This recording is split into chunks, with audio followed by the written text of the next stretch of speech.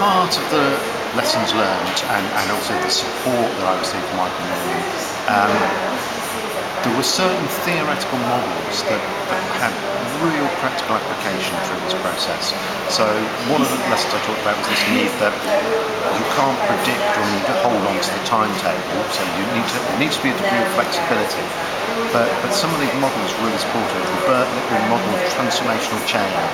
So some of the elements there were ensuring that the internal changes we made, or the model taught me the importance of how that needed to be in balance with the macro environment.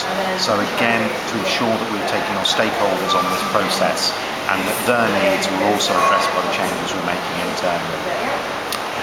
Another model we looked at was, most people are familiar with the change curve, but emotional change curve. So again, it was just realising what I talked about, individual staff members would go on this journey in different ways. So it was trying to spot when that was happening and how they could be supported within that organisation. And then for me personally, realising that I would be at the vanguard of some of this and needed to be quite resilient. And working with Michael, Michael was never a coach, but what he supported me was in my leadership of this process. So to help model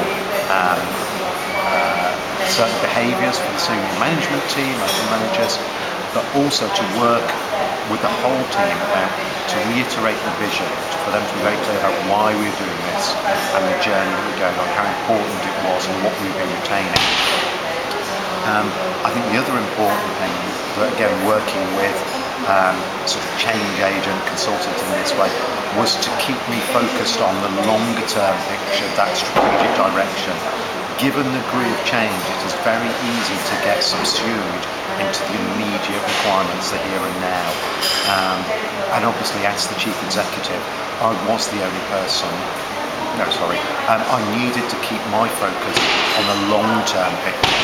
And again, Michael was very good at challenging me to try and express the 3-year vision on one single side of A4 paper. And that wasn't simply about thinking about that big picture, but was also about communicating. We needed to be able to say what this agency was and what it did in very simple terms. And that was another lesson for us, that most of the people that had been in the agency, in the old agency, I was about Manchester, knew how it worked. We were rethinking how it worked for this new agency, but we needed at the same time then to be able to express that very simply externally. And again, we were driven. We had set up launch events in February and March, so it provided a compelling timetable for us that we needed to be able to describe our products and services, but also talk about the aims and the values of the agency in a very clear way in a quite short period of time.